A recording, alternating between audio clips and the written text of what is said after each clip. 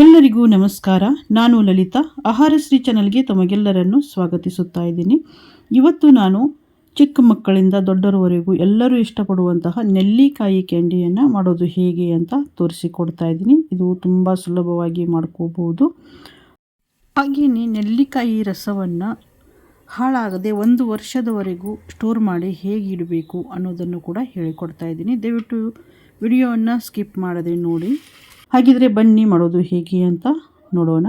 ಇಲ್ಲಿ ನೋಡಿ, ನಾನು ಅರ್ಧ ಕೆಜಿಯಷ್ಟು ಇಲ್ಲಿ ನೆಲ್ಲಿಕಾಯಿಯನ್ನು ತೊಗೊಂಡಿದ್ದೀನಿ. ಈ ನೆಲ್ಲಿಕಾಯಿಯನ್ನು ಚೆನ್ನಾಗಿ ಕ್ಲೀನಾಗಿ ತೊಗೋಬೇಕು. ತೊಳೆದು ಅದನ್ನು ಕಾಟನ್ ಬಟ್ಟೆಯಿಂದ ಒರೆಸಿ ತೊಗೊಂಡಿದ್ದೀನಿ. ಒರೆಸಿ ನಾನು ಇದನ್ನು ಒಂದು ಕ್ಯಾರಿ ಬ್ಯಾಗ್ನಲ್ಲಿ ಹಾಕ್ತಾಯಿದ್ದೀನಿ. ಒಂದು ಪ್ಲಾಸ್ಟಿಕ್ ಕವರ್ನಲ್ಲಿ ಇದನ್ನು ಹಾಕ್ತಾಯಿದ್ದೀನಿ.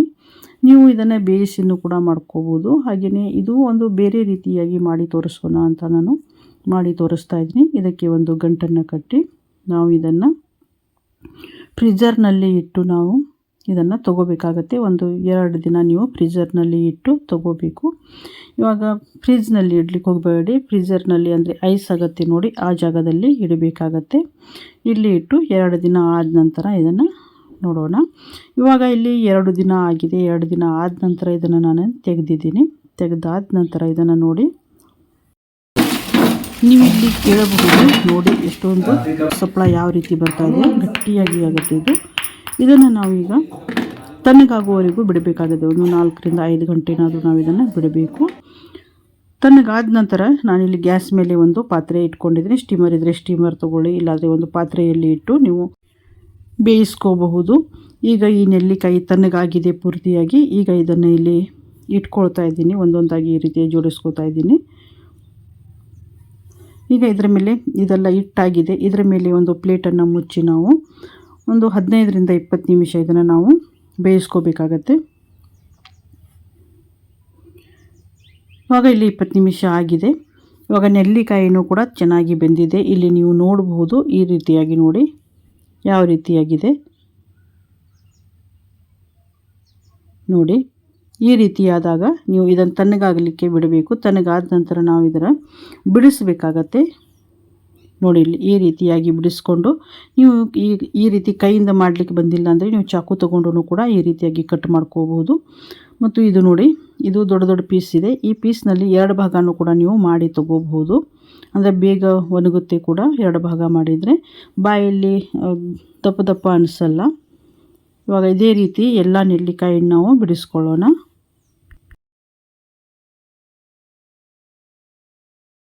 ಇವಾಗ ಇಲ್ಲಿ ಎಲ್ಲ ನೆಲ್ಲಿಕಾಯಿನೂ ಬಿಡಿಸ್ಕೊಂಡು ಆಗಿದೆ. ಈಗ ನಾವು ಏನು ಅರ್ಧ ಕೆಜಿ ನೆಲ್ಲಿ ತೊಗೊಂಡಿದ್ರೆ ನಾವು ಅದಕ್ಕೆ ಅರ್ಧ ಕೆಜಿ ಬೆಲ್ಲನ ಸೇರಿಸಬೇಕಾಗುತ್ತೆ. ನೀವು ಬೇಕಿದ್ರೆ ಬೆಲ್ಲ ಹಾಕಬಹುದು, ಸಕ್ಕರೆ ಅಥವಾ ಕಲ್ಲು ಸಕ್ಕರೆ ಯಾವುದನ್ನು ಬೇಕಾದರೂ ನೀವು ಹಾಕಬಹುದು. ಇವಾಗ ನಾನಿಲ್ಲಿ ಬೆಲ್ಲ ಹಾಕ್ತಾ ಇದ್ದೀನಿ. ಬೆಲ್ಲ ಹಾಕಿ ಇದನ್ನು ನಾವು 3 ದಿನ ನಾವು ಇದನ್ನು ಇಡಬೇಕಾಗತ್ತೆ. ಹಾಗೆಯೇ ಇದು ಬೆಲ್ಲ ಎಲ್ಲ ಚೆನ್ನಾಗಿ ಇದರಲ್ಲಿ ಮಿಕ್ಸ್ ಮಾಡ್ಕೋಬೇಕು. ಮಿಕ್ಸ್ ಮಾಡಿಕೊಂಡು ನಾವು 3 ದಿನ ಇದನ್ನು ಇಡಬೇಕಾಗತ್ತೆ. 3 ದಿನ ಇಟ್ಟ ನಂತರ ಪ್ರತಿದಿನವೂ ನಾವು ಇದನ್ನು ಮಿಕ್ಸ್ ಮಾಡ್ತಾ ಇರಬೇಕಾಗತ್ತೆ. ಶುಗರ್ ಇರುವವರು ಕಡಿಮೆ ಬೆಲ್ಲನ ಹಾಕಿದರೆ ಒಳ್ಳೆಯದು. ಇವಾಗ ಇಲ್ಲಿ ಇದರ ಮೇಲೆ ಒಂದು ಪ್ಲೇಟನ್ನು ಮುಚ್ಚಿ ಇಡ್ತಾ ಇದ್ದೀನಿ. ಇವಾಗ ಮಾರನೇ ದಿನ ನೋಡಿ, ಬೆಲ್ಲ ಎಲ್ಲ ಕರಗಿದೆ. ಬೆಲ್ಲ ಕರಗಿ ಇಲ್ಲಿ ನೋಡಿ ರಸ ಬಿಟ್ಕೊಂಡಿದೆ. ಈಗ ಇದನ್ನು ಚೆನ್ನಾಗಿ ಮಿಕ್ಸ್ ಮಾಡ್ಕೋಬೇಕು. ಮಿಕ್ಸ್ ಮಾಡಿಕೊಂಡು ಮತ್ತೆ ಇದರ ಮೇಲೆ ಪ್ಲೇಟನ್ನು ಮುಚ್ಚಿ ನಾವು ಇಡಬೇಕು. ಮತ್ತೆ ಮಾರನೇ ದಿನ ಮತ್ತೆ ಇದೇ ರೀತಿ ಮಿಕ್ಸ್ ಮಾಡಬೇಕಾಗತ್ತೆ. ಇದೇ ರೀತಿ ನೀವು 3 ದಿನ ಮಿಕ್ಸ್ ಮಾಡಿ 4ನೇ ದಿನಕ್ಕೆ ಇದನ್ನು ತೆಗೆದು ನೀವು ಒಣಗಲಿಕ್ಕೆ ಹಾಕಬೇಕು. ಇವಾಗ ಇದರ ಮೇಲೆ ಪ್ಲೇಟನ್ನು ಮುಚ್ಚಿ ಬಿಟ್ಟುಬಿಡೋಣ. ಇವಾಗ ಇದು 4ನೇ ದಿನಕ್ಕೆ ನೋಡಿ ಯಾವ ರೀತಿ ಕಲರ್ ಬಂದಿದೆ. ತುಂಬ ಚೆನ್ನಾಗಿ ಕಲರ್ ಬರುತ್ತೆ. ಟೇಸ್ಟು ಕೂಡ ತುಂಬ ಚೆನ್ನಾಗಿರುತ್ತೆ. ಹೀಗೆ ತಿನ್ನಲಿಕ್ಕೂ ತುಂಬ ಚೆನ್ನಾಗಿರುತ್ತೆ ಇದು. ಇವಾಗ ಇದನ್ನು ಚೆನ್ನಾಗಿ ಮಿಕ್ಸ್ ಮಾಡಿ ಇದನ್ನು ನಾವು ಸೋಸಬೇಕಾಗತ್ತೆ. ಅಂದರೆ ರಸ ಬೇರೆ ಮತ್ತು ಈ ನೆಲ್ಲಿಕಾಯಿ ಏನಿದೆಯಲ್ಲ ಅದು ಬೇರೆ ಮಾಡಬೇಕು. ರಸವನ್ನು ಕೂಡ ನಾವು ಯಾವ ರೀತಿ ಸ್ಟೋರ್ ಮಾಡಿಡಬೇಕು ಅಂತ ಕೂಡ ನಾನು ನಿಮಗೆ ಹೇಳಿಕೊಡ್ತೀನಿ. ದಯವಿಟ್ಟು ವಿಡಿಯೋನ ಸ್ಕಿಪ್ ಮಾಡದೆ ನೋಡಿ. ವರ್ಷದವರೆಗೆ ನಾವು ಈ ರಸವನ್ನು ಇಡಬಹುದು. ಏನೂ ಆಗಲ್ಲ, ಹಾಳಾಗಲ್ಲ. ಫ್ರಿಜ್ ಇಲ್ಲದೆ ಹೊರಗಡೆನೂ ಕೂಡ ಇಟ್ಟು ನಾವು ಇದನ್ನು ಯೂಸ್ ಮಾಡಬಹುದು. ಇವಾಗ ಇದರ ಮೇಲೆ ಒಂದು ಪಾತ್ರೆ ತೊಗೊಂಡಿದ್ದೀನಿ. ಪಾತ್ರೆಗೆ ಮೇಲೆ ಒಂದು ಸಾನಿಗೆ ಇಟ್ಟು ಅದರ ಮೇಲೆ ಈ ನೆಲ್ಲಿಕಾಯಿನ ಹಾಕ್ತಾಯಿದ್ದೀನಿ. ಈ ನೆಲ್ಲಿಕಾಯಿಯಲ್ಲಿಂದ ರಸ ಎಲ್ಲ ಕೆಳಗಡೆ ಇಳಿದು ಬರಬೇಕು. ನಂತರ ನಾವು ಈ ನೆಲ್ಲಿಕಾಯಿಯನ್ನು ತಗೊಂಡು ಒಂದು ಪ್ಲೇಟ್ನಲ್ಲಿ ಹಾಕಿ ನಾವು ಇದನ್ನು 1-2-3 ದಿನ ಬಿಸಿಲಿಗೆ ಹಾಕಬೇಕಾಗತ್ತೆ. ಈಗ ನೋಡಿ, ಇಲ್ಲಿ ಒಂದು ಪ್ಲೇಟ್ ತೊಗೊಂಡಿದ್ದೀನಿ. ಆ ಪ್ಲೇಟ್ನಲ್ಲಿ ನಾನು ಈ ನೆಲ್ಲಿಕಾಯಿಯನ್ನು ಹಾಕ್ಕೊಳ್ತಾ ಇದ್ದೀನಿ. ನಾನಿಲ್ಲಿ 2 ಪ್ಲೇಟ್ನಲ್ಲಿ ನೆಲ್ಲಿಕಾಯಿಯನ್ನು ಹಾಕಿ ಇಟ್ಕೊಂಡಿದ್ದೀನಿ. ಇದನ್ನು ಬಿಸಿಲಿಗೆ 2ರಿಂದ 3 ದಿನ ಇಟ್ಕೋಬೇಕಾಗತ್ತೆ. ನಾವಿನ್ನು ಆ ರಸ ಏನಿತ್ತಲ್ಲ, ನೆಲ್ಲಿಕಾಯಿ ರಸ, ಅದನ್ನು ಇಲ್ಲಿ ಗ್ಯಾಸ್ ಮೇಲೆ ಲೋ ಫ್ಲೇಮ್ನಲ್ಲಿ ಇಟ್ಟು ಇದನ್ನು ಕುದಿಸ್ಕೋಬೇಕಾಗತ್ತೆ. ನಾವು ಈ ರಸ ಏನಿದೆಯಲ್ಲ ಚೆನ್ನಾಗಿ ದಪ್ಪ ಆಗುವವರೆಗೂ ನಾವು ಇದನ್ನು ಕುದಿಸ್ಕೋಬೇಕು. ಈ ವಿಡಿಯೋ ಇಷ್ಟ ಆಯಿತು ಅಂದರೆ ಒಂದು ಲೈಕ್ ಕೊಡಿ, ಹಾಗೆಯೇ ನಿಮ್ಮ ಅನಿಸಿಕೆಗಳನ್ನು ಕಮೆಂಟ್ ಮಾಡಿ, ಹಾಗೆಯೇ ಇನ್ನಷ್ಟು ಸುಲಭವಾಗಿ ಮಾಡುವಂತಹ ಅಡುಗೆಗಳನ್ನು ನೋಡಲಿಕ್ಕೆ ಆಹಾರ ಸಿರಿ ಚಾನಲನ್ನು ಸಬ್ಸ್ಕ್ರೈಬ್ ಮಾಡಿ. ಇವಾಗ ಇದು ಆಗಿದೆ. ಈಗ ಗ್ಯಾಸನ್ನು ಆಫ್ ಮಾಡಿ ತಣ್ಣಗಾಗಲಿಕ್ಕೆ ಬಿಡೋಣ. ಇವಾಗ ನೋಡಿ ತೋರಿಸ್ತೀನಿ ನೋಡಿ, ಪೂರ್ತಿಯಾಗಿ ತಣ್ಣಗಾಗಿದೆ. ತಣ್ಣಗಾದ ನಂತರ ಎಷ್ಟೊಂದು ದಪ್ಪ ಆಗಿದೆ ನೋಡಿ, ಒಂಥರ ಜೇನುತುಪ್ಪದ ಥರನೇ ಆಗುತ್ತೆ. ಇದನ್ನು ಯಾವ ರೀತಿ ನಾವು ತಗೋಬೇಕು ಅಂತ ನಿಮಗೆ ಹೇಳ್ಕೊಡ್ತೀನಿ ನೋಡಿ. ಯಾವ ರೀತಿ ಜೇನುತುಪ್ಪದ ಥರ ಆಗಿದೆ. ಇದನ್ನು ಒಂದು ಬಾಟಲ್ನಲ್ಲಿ ನೀವು ಹಾಕಿಟ್ರೆ ಇದು ವರ್ಷಗಟ್ಟಲೆ ಇಟ್ಟು ನಾವು ಇದನ್ನು ತಿನ್ನಬಹುದು. ತುಂಬ ಚೆನ್ನಾಗಿರುತ್ತೆ.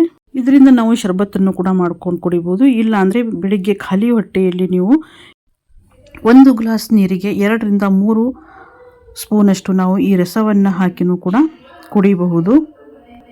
ಇಲ್ಲಾಂದರೆ ಶರಬತ್ತು ಬೇಕಿದ್ರೆ ನಿಂಬೆಹಣ್ಣು ಹಿಂಡಿ ಮತ್ತೆ ನಿಮಗೆ ಬೇಕು ಅಂತ ಅನಿಸಿದರೆ ಸ್ವಲ್ಪ ಬೆಲ್ಲನೂ ಕೂಡ ಅದರಲ್ಲಿ ಹಾಕಿ ನೀವು ಕುಡಿಬಹುದು. ಇಲ್ಲ ಅಂದರೆ ನೀವು ಹಾಗೇನೂ ಕೂಡ ನೀರಿನಲ್ಲಿ ಹಾಕಿ ಹಾಗೇನೂ ಕೂಡ ಕುಡಿಬಹುದು. ತುಂಬ ಚೆನ್ನಾಗಿರುತ್ತೆ. ಇವಾಗ ನಿಮಗೆ ತೋರಿಸ್ತಾ ಇದ್ದೀನಿ ನೋಡಿ. ನಾನು ಇಲ್ಲಿ ಒಂದು ಗ್ಲಾಸ್ನಲ್ಲಿ ನೀರು ತೊಗೊಂಡಿದ್ದೀನಿ. ನೀರಿಗೆ ನಮಗೆ ನಮ್ಮ ಇಷ್ಟದ ಪ್ರಕಾರ ನಾವು ತೊಗೋಬೋದು. 2ರಿಂದ 3 ಸ್ಪೂನಷ್ಟು ನಾವು ಇದರಲ್ಲಿ ಹಾಕಿ 1 ಗ್ಲಾಸ್ನಷ್ಟು ನೀರು ಮಾಡಿಕೊಂಡು ಕುಡಿಯಬಹುದು ಖಾಲಿ ಹೊಟ್ಟೆಯಲ್ಲಿ. ಇದು ಆರೋಗ್ಯಕ್ಕೆ ತುಂಬ ಒಳ್ಳೆಯದು. ಈ ನೆಲ್ಲಿಕಾಯಿ ಇದು ಭೂಲೋಕದ ಅಮೃತ ಅಂತಲೇ ಕೂಡ ಹೇಳಬಹುದು.